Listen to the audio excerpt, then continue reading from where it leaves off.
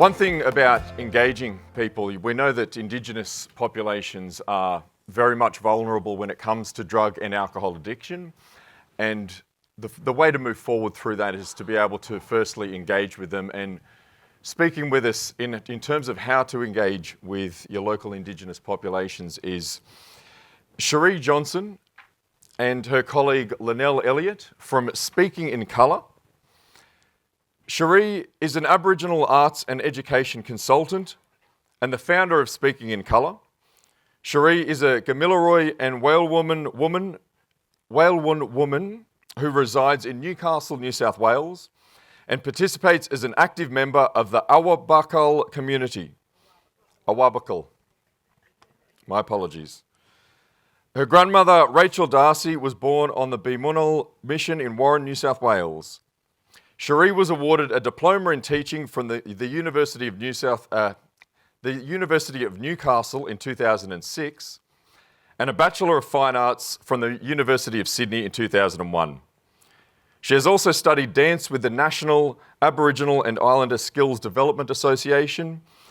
She's a mother, educator, artist, author, and entrepreneur. Cherie is also a PhD candidate researching the effects of urban Aboriginal women coming to culture and its importance in the contemporary context. Her colleague Linnell Elliott has been with Speaking in Colour for 6 years. She has a Diploma of Visual Arts. She's currently studying a Diploma of Art Therapy. She is a presenter. Ladies and gentlemen, please welcome to the stage Cherie Johnson and Linnell Elliott.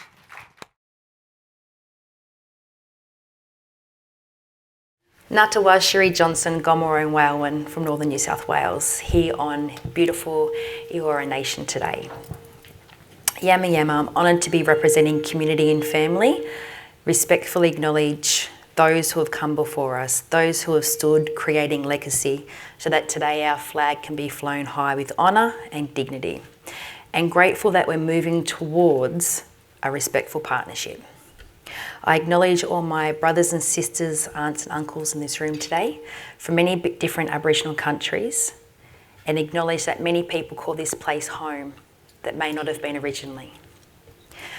I acknowledge the new generation of elders coming through, and I, with so many others, are really hopeful that in the day of adversity that we stand tall and proud and say what needs to be said even when it's not comfortable, to become the link in the chain that each one of us is called to be.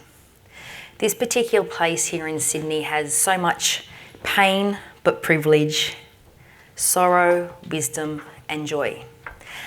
I'm one of those children that had the absolute benefit and privilege of walking and marching with my nan down these streets, Survival Day, NAIDOC weeks, like many of you have before as well. Not far from here is a large ceremonial ground where community would come together, would talk business. Some people think that ceremony is just singing and dancing and it's just, that's the Western lens. But what we know is actually when we do our governance, it's when we do our community partnership, it's when we do our networking, it's when we do our talking, teaching respect, showing respect, being a part of conversation, not at, but with. That place is just near here. And it's very similar to what you're doing today. You guys are in the absolute cold front of working with community, for community, doing sometimes what isn't comfortable, and sometimes understanding what's going on. But this is all very important, and that's why this annual conference is really important for you to be able to come and be equipped.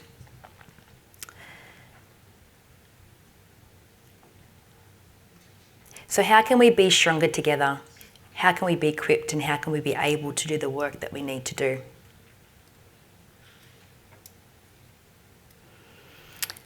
We enlarge over vision, we enlarge over connected, and we enlarge being together. Today, this ceremony just might look a little bit different to how corroborean ceremony was done a few years ago. Always was and always will be. So my name is Cherie Johnson. I am not a black expert on all things at all, so don't profess to be. This conversation needs to be a conversation. It needs to be, there's people in this room that have got a hell of a lot more experience than I do when it comes to community engagement.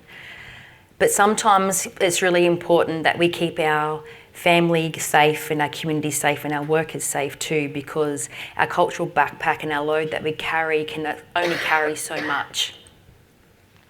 So I hope that the people in the room that I honour your words as well, that you'd like to have spoken.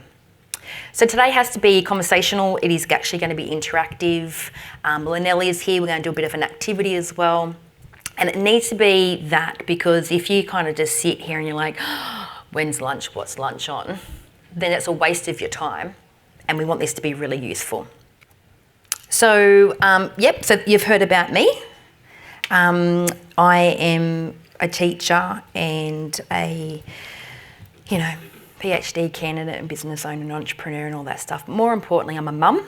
I've got 2 little people. I've got an 11-year-old and a 13-year-old. I have a messy family too.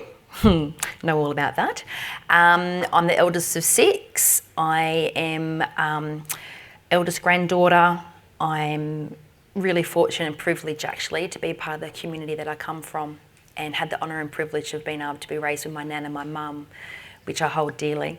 I'm actually McLaren by birth, so I'm more Scottish than anything else, but because I was raised with my mum and my nan, who identified strongly as Aboriginal people, that's always just been my life. It's always been who I've been. So community engagement is something that I've been born into. It's very much a part of who I am. So that's why I say it more importantly is, who I am in community. I'm going to ask Lynelle to come up and introduce herself though. Come on, Lynelle. Shame job. Nah. Yama. My name is Lynelle Elliott. I am a Wiradjuri woman. I live in Darkinjung country, but was raised in Darug country, just outside of Parramatta. And that block of land has a beautiful sacred site, a women's site, a well site, and a map rock. And I felt very connected to that as a child with no knowledge that I had Aboriginality. It took me 50 years to find that out, and what a surprise it was. But I knew that there was something more to me, something that I felt rather than what I knew. I met Cherie whilst I was doing my diploma in visual arts at Newcastle Art School, and we very quickly became friends and partners. I have a background in community engagement through volunteering with schools through PNC, and I did that for 25 years. I have 3 adult children, young adult children, and I'm now a grandmother. So I enjoy now passing on and sharing culture, not just with community, but with my little people and the upcoming generation. So it's a pleasure to be here with you today. I look very forward to sharing our activity with you, and thank you for having us.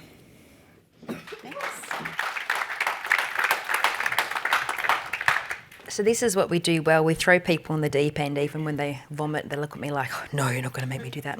Yeah, you'd be right, Tit, you'd be right. So, so who's speaking colour and why? So for me, teaching and being a mum, I really wanted to be able to help my colleagues. They kept saying, Cherie, how do I speak about Aboriginal people and culture in the classrooms? And can you come into my classroom and help me do that? And I thought to myself, what is people's problems with not understanding about Aboriginal people and culture? And then I was like, oh, it's because I've lived this. I went to NSW. I am a weaver. I am a possum skin cloak maker. I've been a dancer since I was 10. This is just my conversation that I have every day.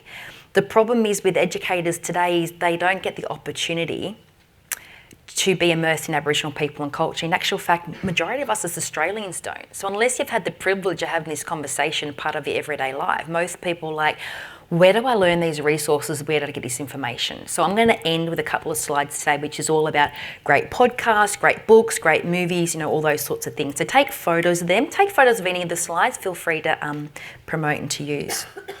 So Speaking in Colour was established because, I was talking to a couple of friends and we're all educators and we were like, the world needs to hear more about Aboriginal people and culture in the way that those sectors need it. So we started to write a lot of educational resources for education, working for galleries, working for schools, working in the preschool sector, and more we started to work in the government area. But basically, which is super fantastic, we're a group of Aboriginal women doing deadly stuff.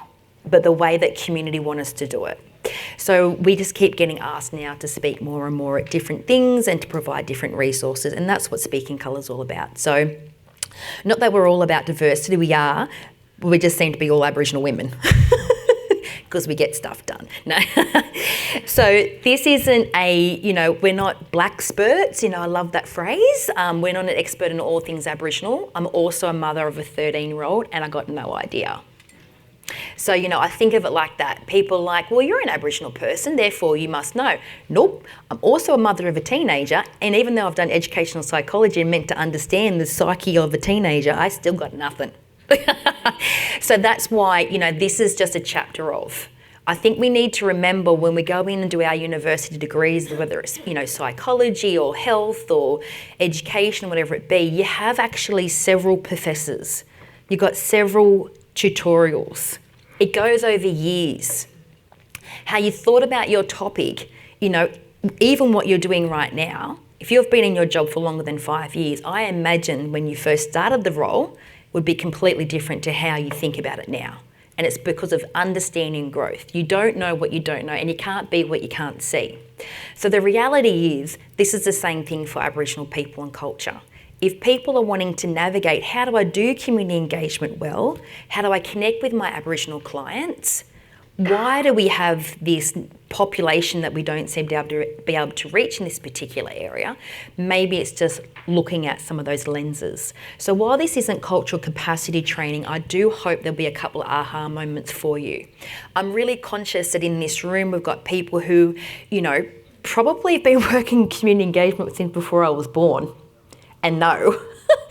And you've got probably people in this room who are a little bit nervous around this topic. And it's okay, because everybody's thinking the same thing. But what we don't have is a luxury to not get comfortable. It's time to actually make change in this area. Our data is actually going backwards, not forwards. And if people think that our data is improving, they're looking at skewed data.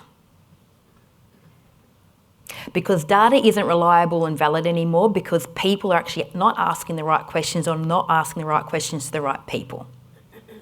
So we need to be doing this stuff well. So again, this isn't my typical area of specialty, the drug and alcohol community engagement stuff that you do, but community engagement definitely is. So today I wanted to talk to you a little bit about acknowledgement to country, because people are super awkward about this, rightly so. If you haven't been taught, then you don't know. And even if you have been taught, maybe you had a dud teacher, and that's okay. So hopefully I'll help a little. Connecting with community, how to go about connecting with new people or new areas. Maybe your business has gone into a new geographical area, you're not sure how to connect with community stakeholders. Knowing the community in which you serve. And we are serving. We're serving in our community. And then cultural revitalisation and its role in our healing, super, super important. So I wanted to talk to you a little bit about acknowledgement to country and some of the situations that we've got going on. If you want to do a scripted acknowledgement to country, go for it. I don't. Really interesting. Son came home the other day and he said, Mum, we need to do an acknowledgement to country. I need to do one at the, he's on SRC, bless him, he's super eager with his little badge. And he's like, I need to do acknowledgement to country at school and I need to write it. So I wrote one with him and, he spoke about who he is and he spoke about country and stuff like that. And he came home and he said, no, Mum, that one was wrong. I'm like, oh yeah, who told you that, son? He goes, it didn't sound like everybody else's. Yeah, but, what do you think? And he's like, well, and I could see the conflict in him. This is the thing for our young people, is how do we help them navigate their Aboriginality and their voice while they're going through the growing that they're going through? And then you come across adults who identify their Aboriginality later in life. Don't you think they go through it too?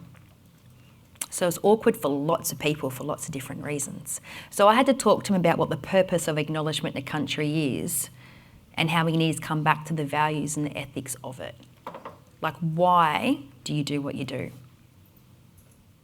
So being unsure, unaware, embarrassed, It's not where we can go these days. It's not right. How do we have an Aboriginal perspective? How do we have a cultural lens of place is what we need to be thinking about. If you wanted to do a script, you can. There's one there on the screen. You can Google Department of Education to do a script. That's totally fine. But we're going to do a bit of an activity in a second. But I just wanted to explain this chunk of land mass. So this is a topograph. I actually live in Newcastle, which is a Wabakal country. And I wanted to use this particular map because it's interesting here in Sydney, you know, you got Gadigal and Camaragagal and Ku-ring-gai, and everyone's like, where's the boundary? And there's a bit of a running joke here in Sydney that the boundary between Camaragagal and Gadigal country is actually down the runway strip there at the airport, one on one side, one on the other. Because the reality is this landscape has changed so much that it's hard to identify country. And for so long our community were told explicitly not to talk language, not to talk and pass on cultural knowledge. And yet today somehow it's Aboriginal people's faults if they don't know. So I wanted to talk to you a little bit about Wabakal country. The line on your right, on the right-hand side, is actually like vibrating because it's the ocean, it's the coastline. We have so many stories just off the coast. But doesn't country also represent water? Don't we have stories about the ocean giants that are literally swimming across right now? Whales are everywhere at the moment. When the yellow bottle brush comes out, that's when the whales are moving along their song lines. For so long we think about it as the migrant, pattern. No, that's them walking, swimming their song line. And they sing the entire way, which is so beautiful. Different perspective, hey? So that coastline's changed over time, yet we have lots of stories about just off the coast, which is really quite significant to people, if only we have the ears to hear. The northern boundary used to be the Hunter River that went from Newcastle Harbour all the way to Mount Sugarloaf, but what happened is halfway along that river, the creeks were weird off into this area that was known as tidal flood. Does anybody know Newcastle a little bit? Yeah? Like 2 people. Yeah, right. Where you're from? Never mind. Well, Newcastle's deadly, just saying, just down the way. And the Newcastle Harbour is the Hunter River. And we have a big mountain called Mount Sugarloaf. And but the river has actually been weird, so the creek beds don't go into the tidal area. It's been weird off just to go north. So there's a big tidal area between Maryland, Black Hill and Beresfield. So it's probably 20 kilometres radius. That used to be tidal flood, which meant sometimes the water was only 2 inches deep, sometimes it was 2 metres deep. Because January king tide would come in and flush it out, and there was all these little reveals in there. And that was actually a massive breeding ground for the crustaceans and fish. The Plattsburgh Sun said in 1826 that there was so much bird life in that area that you couldn't even see the sun when the birds got disrupted.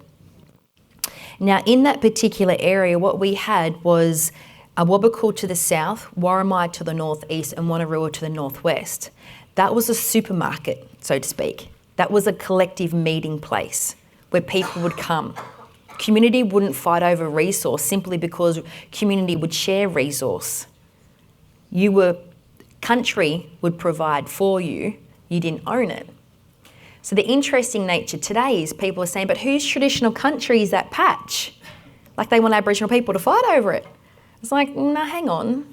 That's actually meant to be underwater. That's actually meant to be completely feeding our waterways for all in this country as well.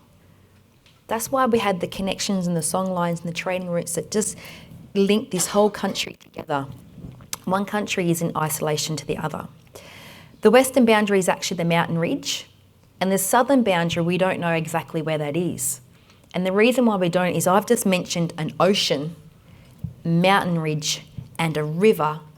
So what isn't there anymore below Lake Macquarie that used to be? Was it the scarred trees? Was it the rock engravings?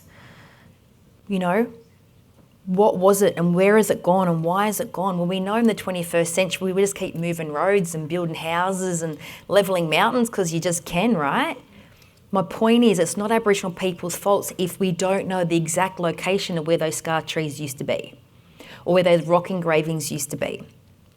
So you see this on the daily when you're travelling through your communities and you're seeing the sorrow in people's hearts when they can't answer these questions, and they're made to feel as though there's something wrong with them or they're any less Aboriginal because they can't answer these questions.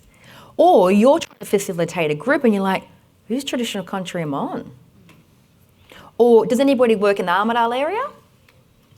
Yeah, sometimes you do. So some people say to me all the time, you know, is this Annawan country or Gumbunga country? Or where's Gomeroi start? And it's because that place, so Aboriginal community would walk the settlers through along the trading routes, and they would camp at those meeting places, and those meeting places were equipped with food and water and resource. So when people would sit there, go, this is a good place for a town.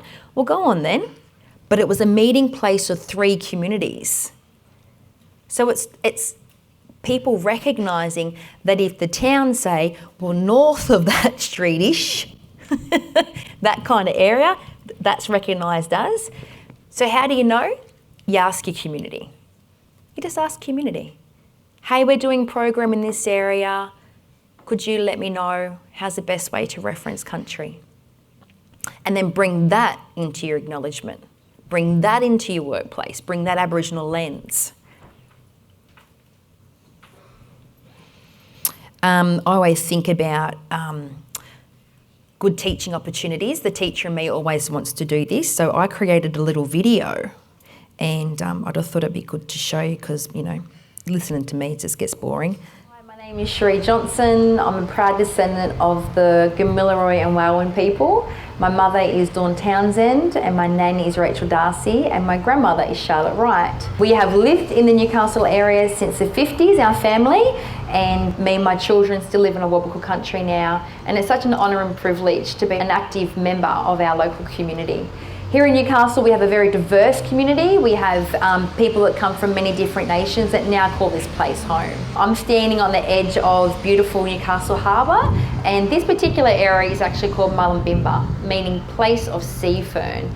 Newcastle Harbour was actually a working harbour. Very early colonial extracts would talk about, you know, fleets of canoes that would all be throughout here, the Worimi and the Awabakal people. So Worimi to the north and Awabakal people to the south of the river. The river was a shared place for people to come and to get resources, and there was ample food for everybody. Really interesting, Aboriginal people didn't have wars or fight over resources purely because there was no spiritual connection to other people's lands. So it was actually, just like this harbour, it was actually a shared place. Here in Newcastle Harbour, we actually had, before colonial times, we actually had 9 islands in the womb of the hunter, and 5 of those islands were amalgamated to make Kooragang Island. So when they were amalgamated, those breeding areas in between the islands dramatically changed. Prior to this, it was a massive breeding ground, so crustaceans and fish. And the Plattsburgh Sun in 1826 spoke about the bird life being so abundant in this particular area. When they were disrupted, you couldn't even see the sun. So this place was brimming with life, more than enough resources for a lot of people, and was highly attractive to the European settlers. In 1802 was when the first male penal colony was established here in the harbour, and Shortland came here looking for cedar and ash trees and lumps of coal that were laying around. So it was a very rich resource space.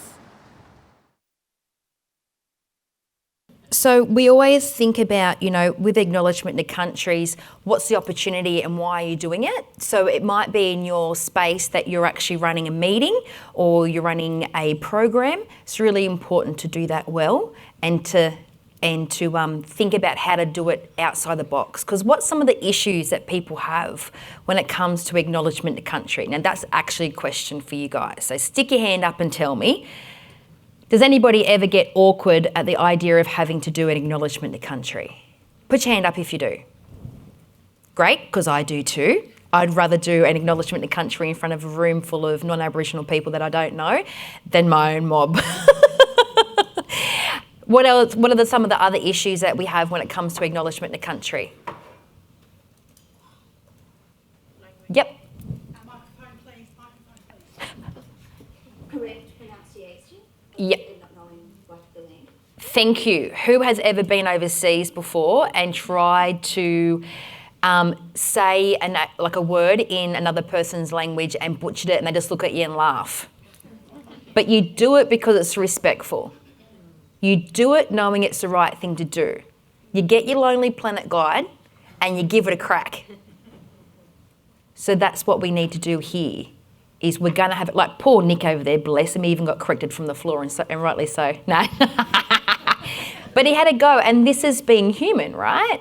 So I'm terrible with language. My cousins even laugh at me. They're like, come on, sis, surely. I'm like, yeah, no. So it happens, okay? What else do we get awkward about? Somebody down here said something. I said language. Language, yep. So how to enunciate language, but even the right language, even recognising the right country, absolutely. So everybody's in the same category and they're in the same boat. And again, what was the answer there? How do you problem solve that? You ask people in the community, hey, we're doing this really wanting to, can you help me? Absolutely. Acknowledgement of country is important because it's respectful, it's recognition, it's accountability and continuing our connection. How else do we have an Aboriginal lens of our day-to-day?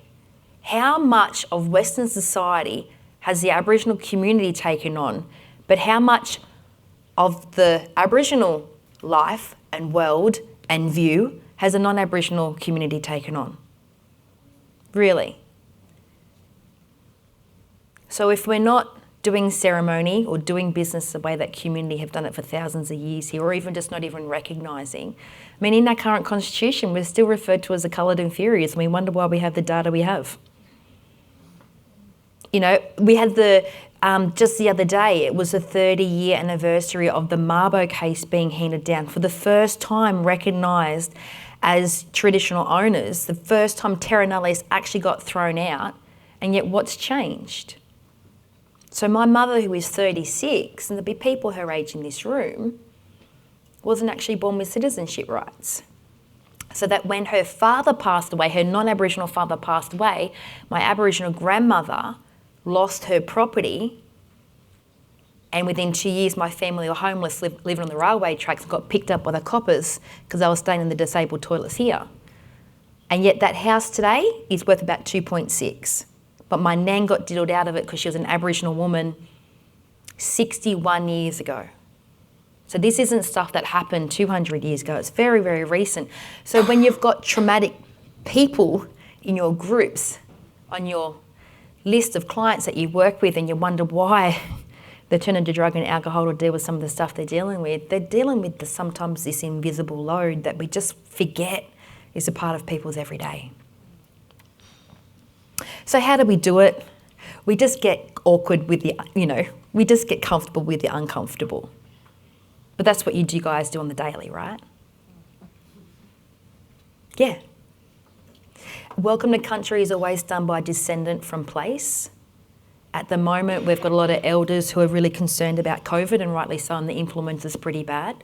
So if we are going to ask elders to conduct, this is their job, so to speak. I get asked all the time to do stuff for free, and it's just a flat no now. Because even on Friday nights, like, oh, can you come and do acknowledgement? We just want to have an acknowledgement that opens up at it was a Cancer Council thing, it was Dancing with the Stars in Newcastle on Friday night. And I didn't really want to go because it was Friday night, and I had to get there at 7 o'clock to get mic'd up for a 2, 3 minute, 4 minute speech at 8 o'clock. And I'm like standing there going, I've got a sick kid at home alone, I'm standing here and I'm freezing, and I don't particularly want to be here, I want to be in my trackies, and yet I still turned up and did it because the Logies a week before didn't even do acknowledgement. Please. Do you know? This stuff is still happening. So what is country and why is country important? Massively. There's lots of documentation around people's analogy of country, but country is everything for us as community. When we connect to country, creator, and our community, that's how we make ourselves well. So, we've spoken about the challenges. I like to give corporates a formula because they're like, how do I do an authentic acknowledgement of country and not do script? Have you ever been to a conference before and 20 speakers in a row have said the exact same script? Have they missed the point?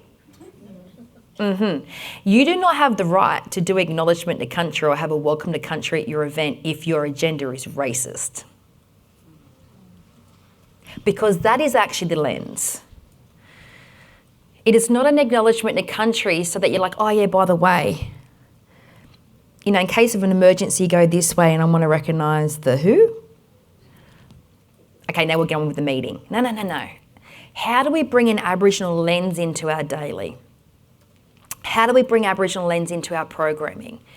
How do we make it culturally safe? A lot of organisations are looking at Aboriginal employment strategies right now, but the reality is your employment strategy won't work if they're coming into a racist environment. It'll cost you tens of thousands of dollars of staff turnover regularly. You won't be able to connect with your clients if you're not doing this stuff. Absence speaks louder than anything else. How many people have made big comment about the Logies? Some people just didn't even notice it, but there's a lot of people that really did notice it. What's happening now in the corporate space too is people are realising that if they don't have that diverse lens and they don't have that Aboriginal lens of place, there's people in the organisation that would just walk.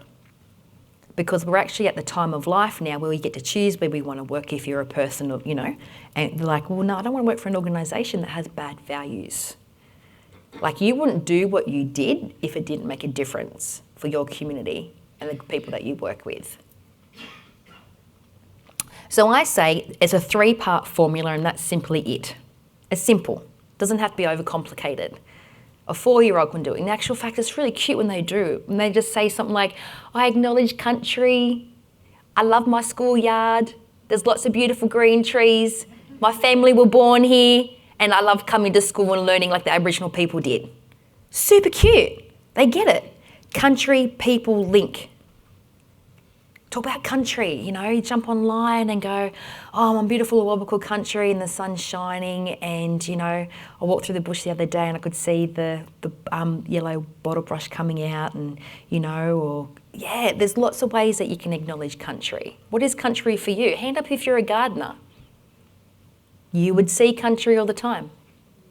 Hand up who likes to go for a trail run or go for a walk through nature. You love country, country refreshes you. Talk about that. On the weekend, I had the privilege of diving into the ocean. I'm just so blessed that I actually live here and I see this.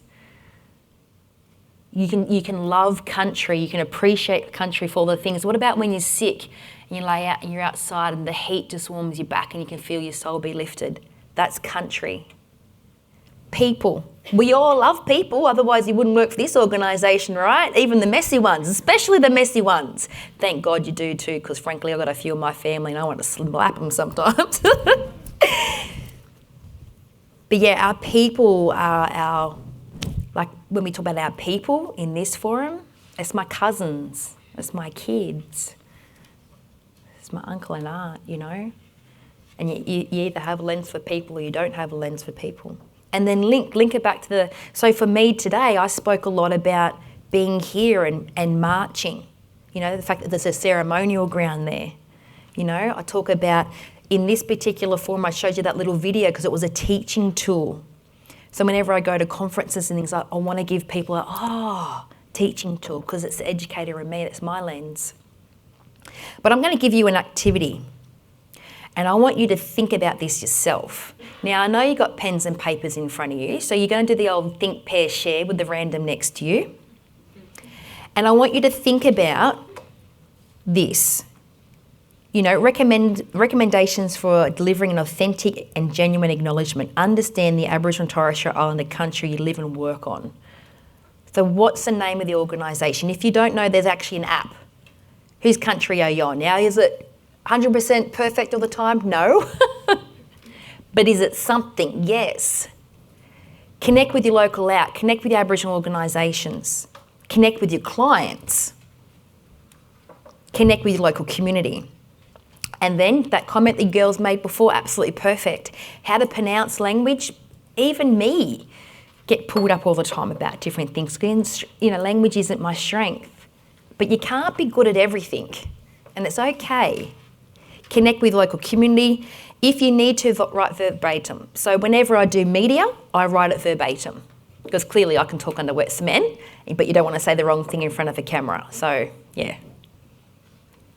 So you are going to, just for a little second, now with having that different lens, do 3 little dot points.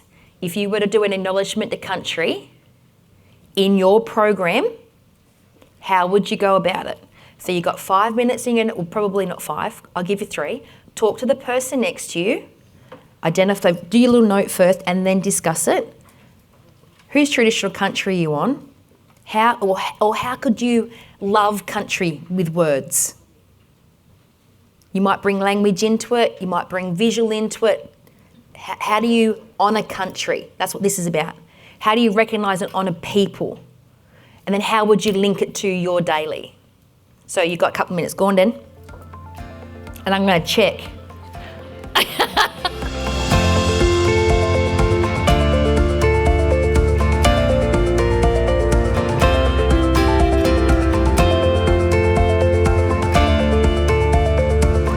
So there's lots of ways that you can explore this, and I want you to keep thinking about this in the back of your mind. Maybe tonight when you're having a cup of tea, you know, it'll gel a little bit more, but I want this to be a little bit freeing for you because I think we need to get out of the box somehow that we've put ourselves in. The other contentious thing that I want to say about this is still a Western lens. Some community are actually saying, why are we doing acknowledgements, why are we doing welcomes? Because it's the only way that we can actually fit an Aboriginal lens into a Western space. Because the reality is, if I invited you for ceremony, you would know exactly what that meant.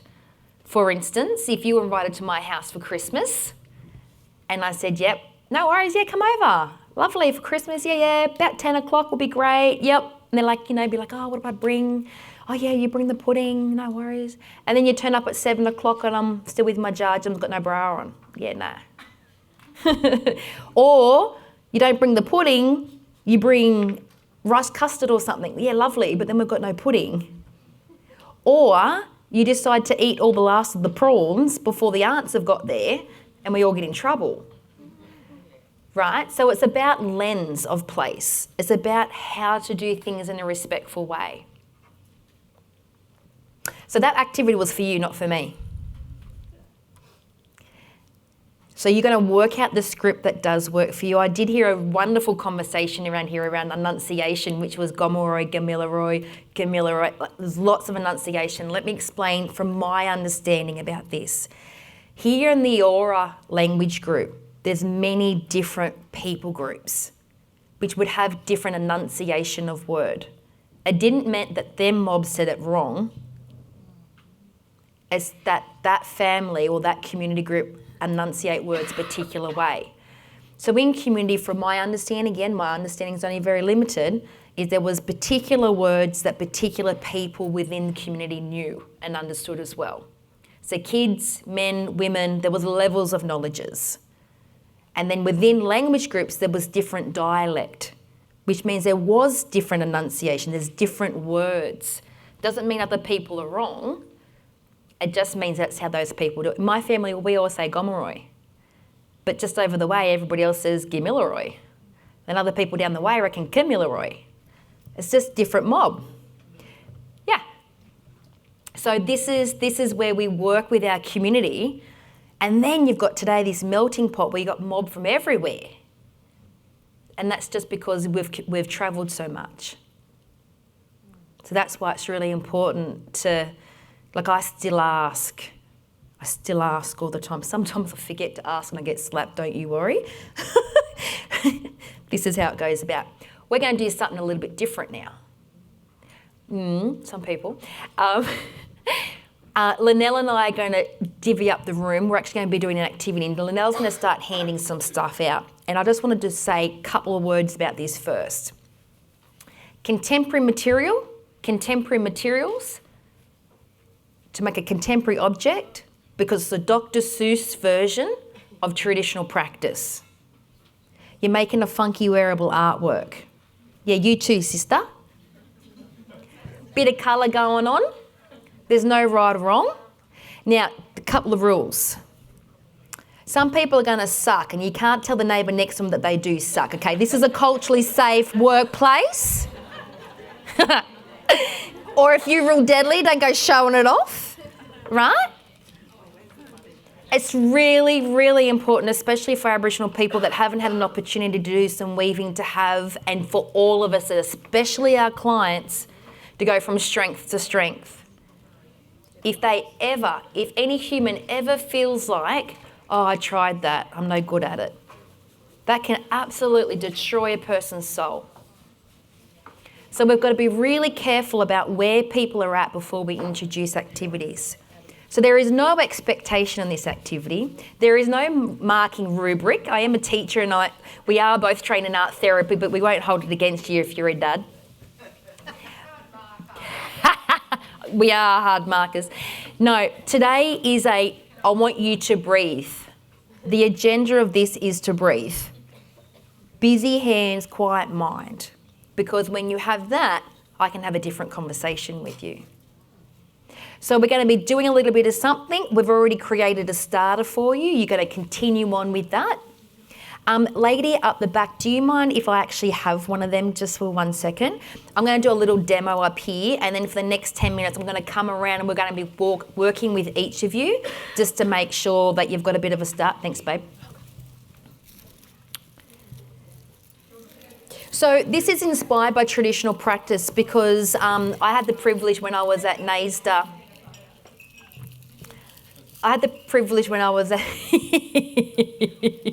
The women are already talking, eh? I had the privilege when I was at NSW to actually do some ceremony, and we went up to the Tiwi Islands, and the mob up that way do the Yidakape dance, and that is with the crocodile, and they have the hands a particular way, and had that armband, and they would have the rope hanging off with the magpie goose feather. So that prop was made for that ceremony. Down here, I've seen the Dinawan mob, so some of my mob would also wear the armband, but with emu feather. But again, it was prop for ceremony. The coming together and creating is like coming together and preparing for Christmas. So ceremony isn't just the event, it's it's getting the mindset right. So today, when we're actually creating this, what we're doing is we're creating collegial conversation. Now, the other thing, it's really important, if there's Aboriginal content or practice or methodology or whatever it be, it needs to be run by community. Because, I've been a weaver since I was 16. I won't tell you how old I am, but I'm not 20 anymore, let's just say that. So I've been weaving for over like 25 years. And the conversations that I'll have today is like this, but conversations that I have with my community are like this. So it's really important that that when we start this, we recognise that this is something that you can participate in, but it's to fill your cup culturally. It's not necessarily for a non-Aboriginal person to go into community and to do this. This is where we do our community partnership and we engage Aboriginal community, because if it's economic enterprise, it's really important that we're talking to community to do that. So there is lots of Aboriginal community around the state that can do amazing things. But I want you to get out of this, as practitioners, the art of conversation. So the methodology is Aboriginal, but what we're actually doing is we're creating conversation. Right, let me give you a demo now. Now, if you are a lefty, then you are going to put this in your working hand, your left hand. Because I'm a right-handed person, I'm going to hold that with my left and work with my right. Again, some people are shaking their heads. If you are telling yourself you can't do it, you've already succeeded. It's fine. I'm a deadly teacher. I got you. You're going to do a loop. And don't forget, two of us are going to walk around and help everybody now as well. You're going to do a loop and you're going to create a rabbit ear, go through the rabbit hole, and then up through the rabbit ear and pull. And it's going to create this little loop, and you want the stitches to sit next to each other. Now, 90% of the room did not get that. So if you're part of that 90%, you're normal. It's okay. I might get another 10% with another demo. That's right. Loop at the top of the circle. Now, see how it's not twisted? It's just rabbit ear. I put it through the bottom rabbit hole and back up through the rabbit ear, and I pull. Lynelle are going to come and walk around now. Now you've got some funky colour there. We'll show you how to switch it out in a minute. But just breathe. Talk and breathe. That's the agenda here. Right.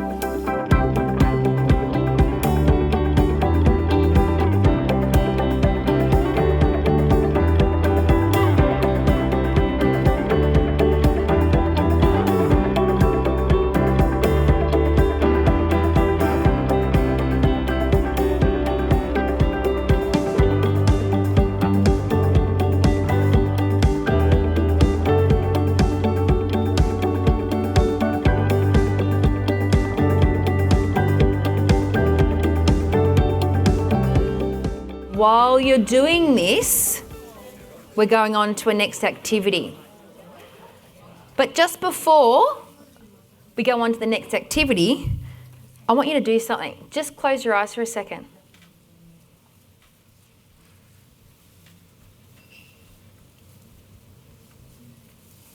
Just feel what it is that you're actually creating. Close your eye, I'm looking at you. Close your eyes. Just feel what it is that you've been creating. Feel how it's been landing. Now I invite you to start weaving again with your eyes closed. I invite you to start weaving again. Just do a little body scan. What just happened for you? Did anybody just almost vomit in their mouth? Because you know what? You've actually got this. Close your eye. You've got this. Cognitively, you have learnt how to do this. You have muscle memory. There is no rush. There is no rubric.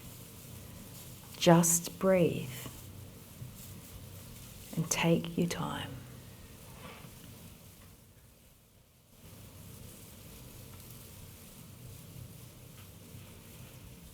Okay, open your eyes again. Have a look. How'd you go? Hand up if you did better than you thought you would. Great. And hand up if you did worse than you thought you would. Both are true. Both are true. You can't be good at everything, and you don't need to be. There's freeing in that. In community, culturally, different people would specialise in different things because different people would have different skills. You can't put yourself into a square peg hole if you're round. If you want to know how to add, just wave at Lynelle and she'll fluff around. You just open up the last one and slide it in. Oh, you're asking how to finish? Yeah, I'll do a demonstration if that's okay in a second. Have a look at, without talking, have a look at the person's next to yours. And I want you to notice several things. Look at the materials they're using. Now, if you used a grass material, which is the raw, you cover less space in the same amount of time, and because it's a grass, it's actually frays more. But if you're using paper raffia, which is the thicker, you will cover more surface area. It's a little bit more tolerable. It's easier to work with and it's softer on the hands. When you use cultural materials, you would actually go out in country the day before or the week before and collect from country. You would smell country, you would taste country, you would feel country. Country would be all over you, muddy and all sorts. You would harvest. You would spend hours doing it. Then you'd prepare your materials. And then you would weave. And weaving was all about knowing country. Really important to connect with country. Great. Aboriginal terms of reference. You want to know how to do community stakeholder relationships and connect with community? Ask these questions. So you're going to talk to the person next to you. You're going to have 30 seconds each, and I want you to answer these questions. What's your family's cultural background? Who's in your family? Whose traditional country did you grow up on? And whose traditional country do you currently live on? I know, 30 seconds hard, eh? So for me, I'd be like, my family's cultural background, my father's side are all Scottish, mum's side are Aboriginal and Irish. In my family, I'm the eldest of 6. I've got 2 little kiddies, 13 and 11. I'm also, the eldest 6, Grew up on a Wabakal country and in the Eora Nation, quite over it most of my life, and currently live on a Wabakal country. All right, 30 seconds each to your neighbour. Just connect with them using these questions.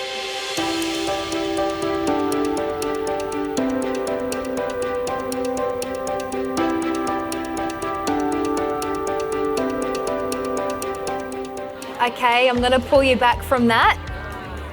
Who here found out about somebody's fur baby? Who here found out that somebody has got a similar sibling situation that they've got? The eldest or the youngest? Great. Who found out they live in a similar country that they grew up on or they went to? I want you to do these activities with people you don't know, because these are the sort of questions that we do when we connect with community. Community don't want to know what your title is. Community don't want to know how long you work for the organisation. Community want to know who you are as a person. So how do we do our community engagement? I recently Speaking Colour won an amazing tender to go into the New England area. A lot of my mob are in the New England, but the actual business had never gone up there. So I called one of the aunts. I said, hey aunt, can I come up for a cup of tea? She says, yeah, sure, no worries, girl. When do you want to come up? And I said, oh, sometime next week. She goes, next week? She says, I can only do Monday, you know. Anyway, this is in Tamworth area, Auntie Amy. So I goes up there on the Monday morning, turned up at 10 o'clock at the time that I said I'd turn up. And I had a carrot cake and a bunch of grapes. Knocked on the door, uncle, didn't know me from bar of soap, looked at me, looked at the cake, looked at me and said, I'll put the kettle on. We goes in and we talk for 2 hours. We're talking Dysons, we're talking fires, we're talking water restrictions, we're talking dogs, we're talking grandbabies, you name it. 2 hours goes by and we're still sitting there. She goes, all right, girl, you've got 20 minutes before my hair appointment. You're not going to make me late. What do you want? I said, aunt, we just won this project to come into the area. Would you work with me on it? Yep. You see, what she was doing for those 2 hours, because I also met her aunt and her sister and aunt said, you know, when you come to Narrabri, make sure you call in for a cup. No worries, aunt, I will. Because this is how we do community business. We do it with cake. And you drink tea. Now, you don't have to actually drink the tea. You don't actually have to eat the cake.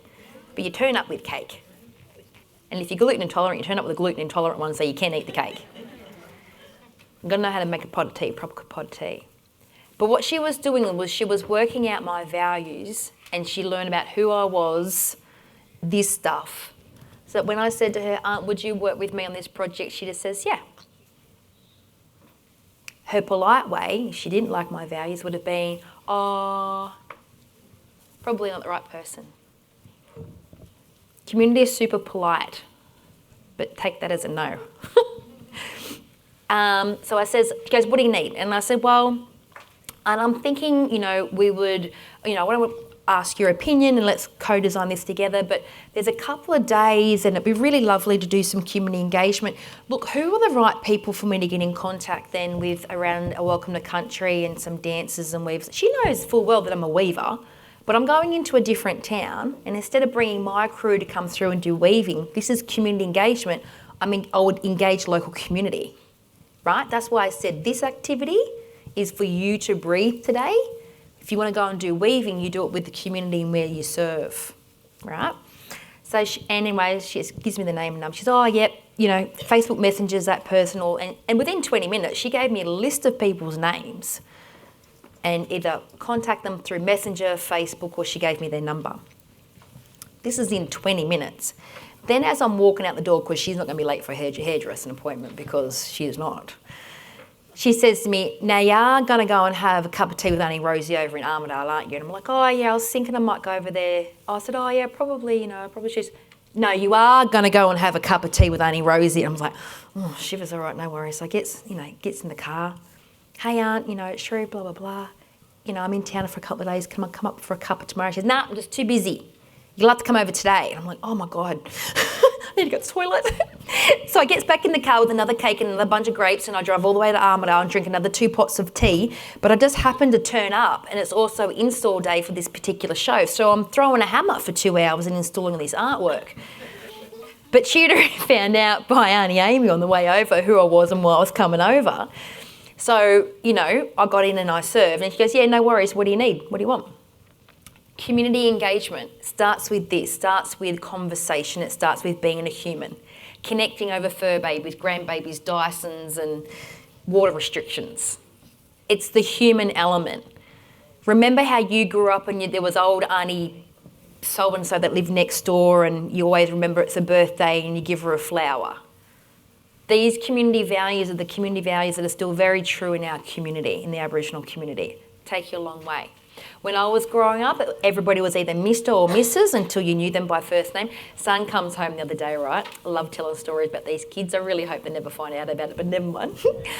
He says to me, he goes, Mum, is every black woman in Newcastle like actually my auntie? And I'm like, yes, they are, and they all have my phone number, so you better not do the wrong thing. Because that's how we roll in community. So who are community and why is these things important? You need to understand what the colours of the flags mean because it's all in there. The Aboriginal flag, red is country, but it's not just the physical land, it's the groundwater, it's the gas, it's the berries that the birds eat, it's the artefacts, it's the trading, it's so much. It's connected to country. The black is the people, it's family connection, it's kinship. In your particular sector, you would see the kinship system sometimes in full strength, and that's what's holding people together. But you know what? Drug and alcohol is tearing our communities apart. It has created a whole other layer of problem. It is actually the blood, what did I say the other day? You know when you fall over and you cut yourself and, you know, if you don't put antiseptic and stuff on it, you get like septicemia, you get the blood disease. That's what drug and alcohol is to our community because of the trauma. Because people aren't dealing with the trauma stuff that they've got going on, which sometimes they don't even know they're actually carrying it. The drug and alcohol is a band-aid sometimes that covers it to cope with it. And I know this because it's all through my family too. I'm first generation not removed. And I'm 44, first generation not removed. I've got friends who have been. I know people that got stolen from the hospital and they're my age. This is why we still have the problems that we have. We've got people who are trying to parent that have never been parented. So how do we fix ourselves? Country. I love this map of you know, this is the size of Australia placed over Europe. If nothing else that you get from today, please get this. Imagine if someone actually said, oh, but I asked somebody from Spain once if I could do this program in France and they told me it was fine. What's your problem? Or if we said the people from Poland could speak on behalf of. Or if we said there should just be one Aboriginal language, right? Make it easier for us. Or how come you don't get along?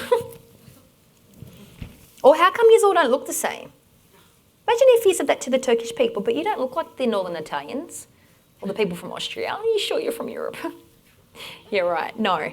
Here in Australia, we had desert, we had snow, we got the sunrise and the sunset people, we got the desert, we got the wetlands. We've got such diversity. So if you're running a program in one community and it's working and you try to run that program in another community, it doesn't, it's not the community's fault. You're the common denominator. Now I can say that because I don't know you all and I don't know anybody who's actually said that, but I'm pretty sure someone might have. So we need to work with our community and know the community that we are wanting to serve and how they best know. So who are Aboriginal people? Well, it tells us three parts. You have descendancy, you identify, and you're accepted. There's lots of people in community that don't know they have descendancy, then they find out and they wonder why they're not accepted. They may not identify. And you know what? That person has a right to not identify. Or sometimes I know people that I'm quite friendly with and I find out, but you're Aboriginal, right? Yeah. But you don't identify. And you know what my girlfriend said to me once? She goes, we've become mates over the years after we had a very, robust conversation about this topic. She said, Cherie, I don't identify because I would make the stats look good. Oh, nice, sister. That's the reason why we became friends right there. And she goes, I have been raised privileged. I grew up Pert Fleet Mission with my cousins, but because I was fair skinned, I got a job. I went to uni. I was able to do all the things that my cousins couldn't do because I was a different shade. So who in this photo is Aboriginal? All of them. This is actually my family. And none of us had the same hair, eye, skin combination. And yet little Blondie on the end there with the green eyes has got just as big a mouth as I have. And her and I are the biggest advocates for our community. But I had to drag her out when she was 18. So come on, women's dinner this year. Nah, community won't accept me, I'm too white. And I said, you're Dawn's daughter. Shut up, get in the car, let's go. When I was growing up in town, Mum just said, you're 18 now, you need to fill in the land council membership form. And I'm like, oh, I don't want to be a member of the land council. It smells, old people talk too long, biscuits always stale, meetings go too long. Why would I want to be a member of a land council? But when my membership went across the T, laughing over the back, did that happen to you? when I was, my cousin was and I went, oh yeah, this is Dawnie's girl. And it just got signed. I didn't realise that I come from a privileged position because I was raised within my community. But there's a lot of your clients that haven't been raised like that and they haven't had that privilege, and sometimes it's the identity issues that they're having. It's really hard.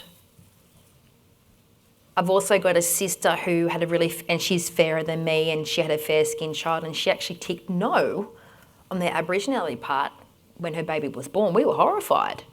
Mum's always worked in community. But her response is she didn't want to have to deal with half the stuff that she had dealt with.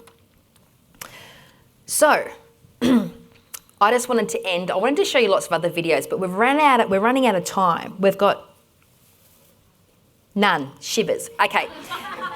I want to end with this last thing. The cultural backpack, right? This is an invisible thing that all Aboriginal people carry. Sometimes it's got a feather in it, sometimes it's got a brick in it.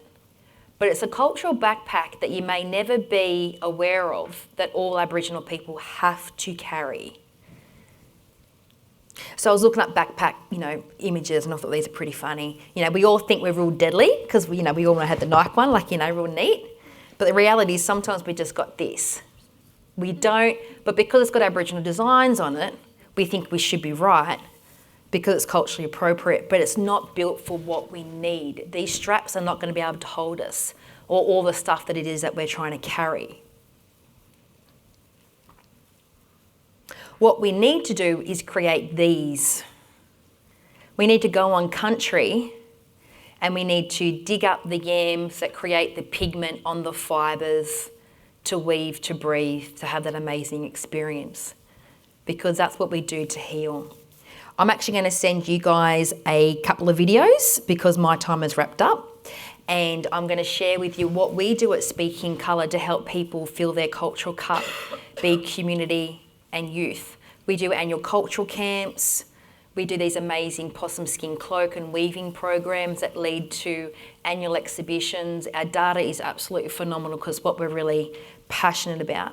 But I just wanted to talk to you about the cultural backpack, and it's something that I want you to have the visual of, is our people, is our community equipped to be able to carry what it is that they need to carry? And I can tell you lots and lots of stories at this point, but I won't because we've run out of time. But more importantly, I think you know exactly what I'm talking about anyway. So I hope today has been useful to you, and I just wanted to end on that connecting to culture is how we heal ourselves. Connecting to culture is how we get better. Connecting to culture and country is where it's at. So if you want to do community engagement projects, think about how to bring country and bring culture into your rooms. Partner with your community and do that well, and the rest will come together. Thank you.